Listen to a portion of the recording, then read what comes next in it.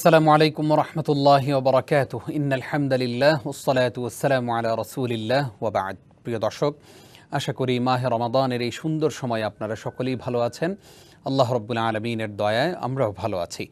আপনাদের সকলকে আন্তরিক মোবারকবাদ জানিয়ে শুরু করছি ডিবিসি নিউজের মাহে রমজান উপলক্ষে বিশেষ আয়োজন বিআরবি কেবলস প্রেজেন্টস ইসলাম ও জীবন, powered by Bhaiya hotels, co-sponsors ATI tiles and smart Mehedi. আমরা আজকে যে বিষয়ে আলোচনা শুনতে চাই আমাদের শ্রদ্ধেয় স্কলারের কাছ থেকে, তা হচ্ছে কেমন হবে ভ্রমণকারীদের রমজান। আমরা জানি যে মাহে রমজানেও আমরা অনেকে সফর করি, ভ্রমণ করি, বিভিন্ন দেশে যাই, এক জেলা থেকে আরেক জেলায় যাই। এই সফরকারীদের রমজানের বিষয়ে ইসলাম কি বলে, সেই বিষয় নিয়ে আজকে আমরা আলোচনা সাজিয়েছি। আলোচনা করবার জন্য স্টুডিওতে আমরা আমন্ত্রণ জানিয়েছি আমাদের প্রিয় একজন স্কলারকে। আমাদের সঙ্গে এই মুহূর্তে স্টুডিওতে রয়েছেন ঢাকা বিশ্ববিদ্যালয় কেন্দ্রীয় মসজিদের সম্মানিত খতিব ফদিলাতুশ শেখ হাফিজ মাওলানা নজির মাহমুদ। আসসালামু আলাইকুম ওয়া রাহমাতুল্লাহ। ওয়ালাইকুম আসসালাম ওয়া রাহমাতুল্লাহি ওয়া বারাকাতুহু। মুহতারাম, কেমন আছেন? আলহামদুলিল্লাহ, আপনি কেমন আছেন? আলহামদুলিল্লাহ, আমরাও ভালো আছি। আপনাকে স্বাগত জানাই আমাদের। ধন্যবাদ আপনাকে। শুরুটা করতে চাই ঠিক এভাবে যে সফরকারীদের রমজানে, সফরকারীরা তারা রমজান অবস্থায়, সিয়ামরত অবস্থায় তারা এক জেলা থেকে আরেক জেলায়, এক দেশ থেকে আরেক দেশ যদি যেতে চায়, তাহলে সেক্ষেত্রে কি রোজা রাখতেই হবে? ধন্যবাদ আপনাকে, চমৎকার একটি বিষয়ের আপনি অবতারণা করেছেন। এক্ষেত্রে আমরা কোরআনুল কারীমের একটা আয়াত তেলাওয়াত করব। বিসমিল্লাহির রহমানির রহিম। শাহরু রমাদান আল্লাযী উনজিলা ফীহিল কুরআন হুদাল লিন-নাস ওয়া বায়্যিনাতিম মিনাল হুদা ওয়াল ফুরকান ফামান শাহিদা মিনকুমুশ শাহরা ফালইয়াসুম ওয়া মান কানা মারিদান আও আলা সাফারিন ফাইদ্দাতুম মিন আইয়ামিন উখর। সাদাকাল্লাহুল আযীম। আল্লাহ বলছেন শাহরু রমাদান, এই রমজান মাস, আল্লাযী উনজিলা ফীহিল কুরআন, যেই মাসে কোরআন অবতীর্ণ করা হয়েছে।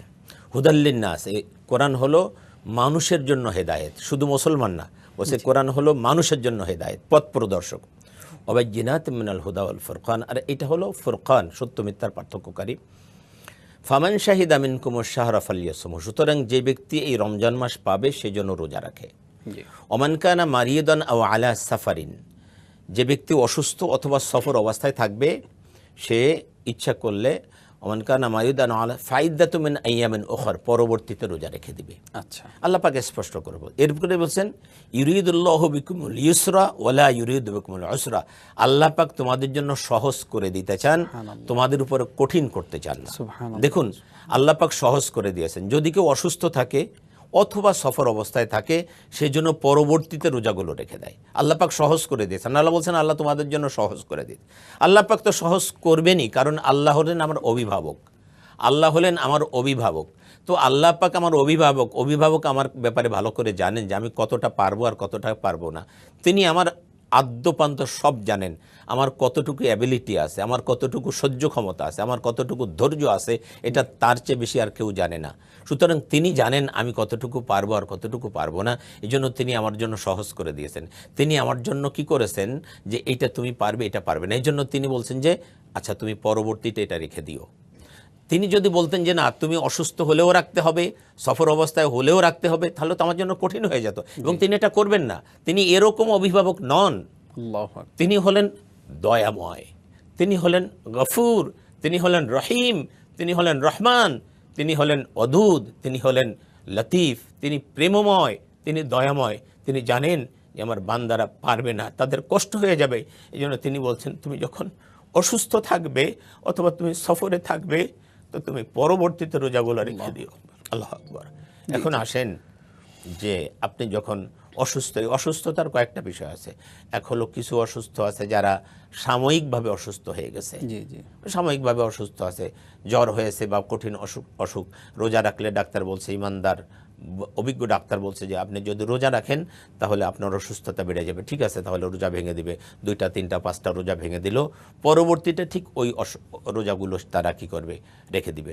মা বোনরা প্রতি মাসে একটু অসুস্থ হয়, যে কয়টা রোজা তাকে ভাঙতে হলো, পরবর্তীতে রোজার পরপরই সে এই রোজাগুলো রেখে দিবে, ব্যাস হয়ে গেল, তাকে আর কিছু করতে হবে না। এই রোজাগুলো রেখে দিলেই সে এই রোজা রাখার সবই সে পেয়ে যাবে, কোনো সমস্যা নাই। কিছু অসুস্থতা আছে একেবারে আর সে সুস্থ হবে না, বয়স 70-80 বছর হয়ে গেছে, ডাক্তার বলছে যে এই লোক আর কি হবে না, সুস্থ হবে না। তখন কি করবে? তখন তার ব্যাপারে যে ফয়সালা সেটা হলো সে ফিদিয়া দিয়ে দিবে। ফিদিয়া দেয় নাই যে আমাদের দেশে ফিদিয়া হলো তার জন্য, মানে সাময়িক যে অসুস্থ হয়েছে তার জন্য কিন্তু ফিদিয়া নাই, তার ফিদিয়া দিলে কিন্তু আদায় হবে না। সাময়িক যারা অসুস্থ হয়েছে তার জন্য অবশ্যই পরবর্তীতে রোজা রেখে দিতে হবে, সে অবশ্যই সুস্থ হয়ে পরবর্তীতে রোজা রেখে দেবে। ফিদিয়া হলো তার জন্য যে ব্যক্তি আর কখনোই সুস্থ হবে না, ডাক্তার বলে দিছে, এরকম ব্যক্তির জন্য ফিদিয়া। অনেক বৃদ্ধ হয়ে গেছে বা এমন অসুস্থ হয়েছে যে আর কখনো সে সুস্থ হবে না, তার ব্যাপারে ফিদিয়া দিয়ে দিবে। এই হলো একটা। আর মানে যারা সফরে থাকবে তাদের কি, সফর আমরা জানি যে তার বাড়ি থেকে সে কমপক্ষে 48 মাইল দূরে গেছে, কমপক্ষে, তার চেয়ে বেশি হলে তো সে হলো এরকম দূরে সফর করবে, তার জন্য রোজা ছেড়ে দেওয়ার সুযোগ আছে। রোজা ছেড়ে দিতেই হবে এমনটি না, কিন্তু ছেড়ে দেওয়ার সুযোগ আছে। সে যদি মনে করে যে আমি যে সফরে যাচ্ছি এই সফরে রোজা রাখলে আমার জন্য কষ্টকর হয়ে যাবে। এখন মনে করেন আমি এখান থেকে, ঢাকা থেকে আমি যশোরে যাচ্ছি, আমি প্লেনে যাচ্ছি, আমার জন্য কোনো কষ্টকর বিষয় নয়, তো আমি রোজা রেখে দিতে পারি। আমি এখান থেকে চট্টগ্রামে যাচ্ছি, তো আমি প্লেনে যাচ্ছি বা আমি ট্রেনে যাচ্ছি, আমার কষ্ট হবে না, তো আমি রোজা রেখে দিতে পারি। কিন্তু আমি এমন একটা সফরে যাচ্ছি যে সফরে আমার কষ্ট হয়ে যাচ্ছে, কষ্ট হবে, তো আমি রোজা ছেড়ে দিতে পারি। আল্লাহ আমাকে অপশন দিয়েছেন, সুযোগ দিয়েছেন, আমি রোজা ছেড়ে দিতে পারি। এখানে যদি আমি রোজা ছেড়ে দিই তো আমার জন্য গুনাহ হবে না, আমি পরবর্তী শেষ রোজাটা ছেড়ে রেখে দিলে আমার আদায় হয়ে যাবে।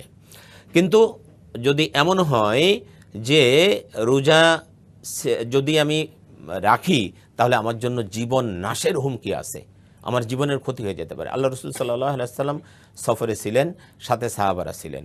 এক সাহাবী সফর অবস্থায় রোজা রেখেছেন এবং দেখা গেল যে দুপুরের দিকে সে একদম অচেতন, মানে অবস্থা তার খুব খারাপ। তখন আল্লাহর হাবিব বলল যে কী ব্যাপার, তার কী হয়েছে? বললো যে ইয়া রাসূলুল্লাহ, সে তো রোজা আছে।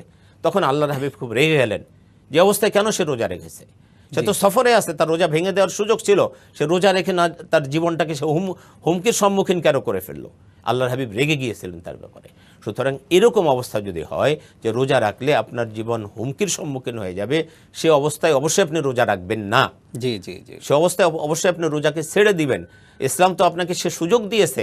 আল্লাহ বলছেন ইউরিদুল্লাহু বিকুমুল ইউসরা, আল্লাহ তোমার জন্য সহজ করে দিতে চান, ওয়ালা ইউরিদু বিকুমুল উসরা, আল্লাহ তোমাকে কঠিন করে দিতে চান না। আল্লাহ চান না যে আমার কোনো বান্দা, কারণ আল্লাহ তো আপনাকে কত ভালোবাসে আপনি জানেন। আপনার মা বাবা আপনাকে কতটুকু ভালোবাসে। আরে মা বাবা তো শুধু জন্ম দিয়েছে, সেই মা আপনাকে কতটুকু ভালোবাসে, তার চেয়ে কোটি কোটি গুণ বেশি ভালোবাসেন আপনার আল্লাহ আপনাকে। সুতরাং আল্লাহ তো চান যে তোমার যেন কষ্ট না হয়, আপনার জন্য কোনো কষ্ট না হয়, এটা তো সে মালিক চান। সুতরাং আল্লাহ পাক আপনার জন্য সহজ করে দিয়েছেন।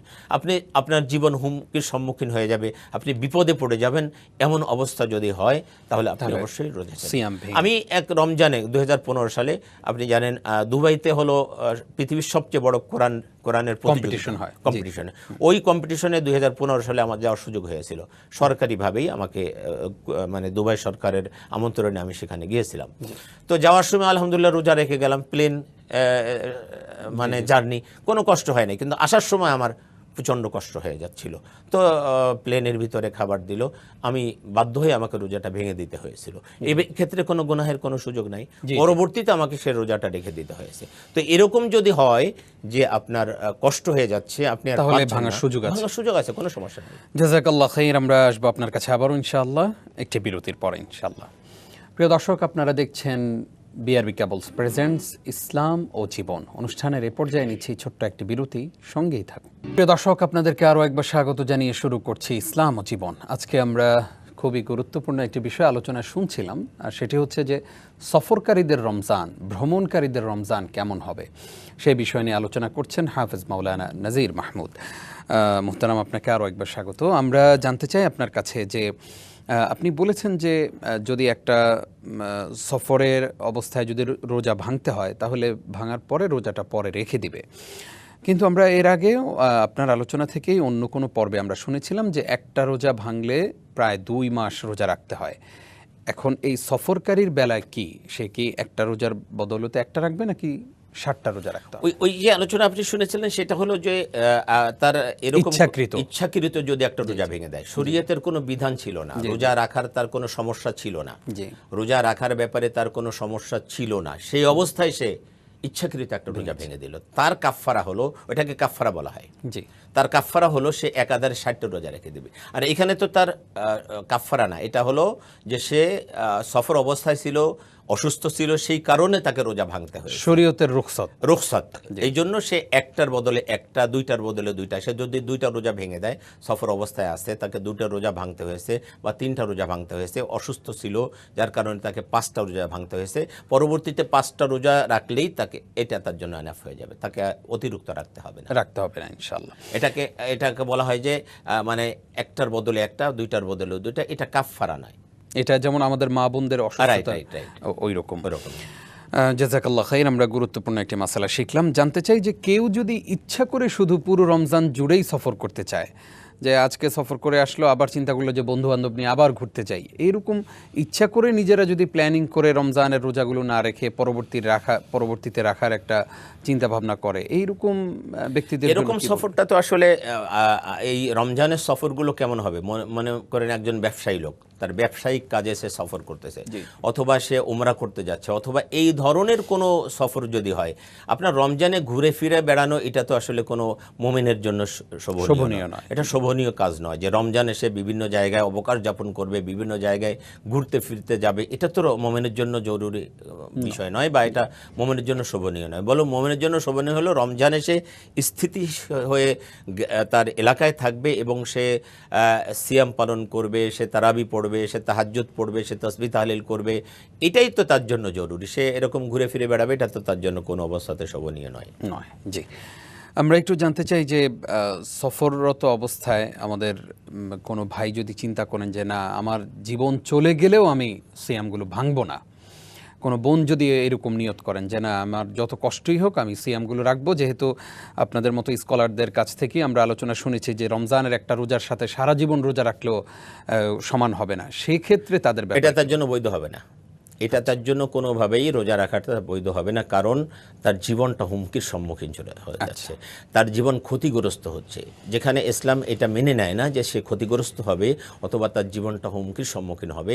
এই অবস্থায় অবশ্যই তাকে রোজা ছেড়ে দিতে হবে, অবশ্যই তাকে রোজা ভাঙতে হবে, এবং পরবর্তীতে সে রোজাগুলো রেখে দেবে।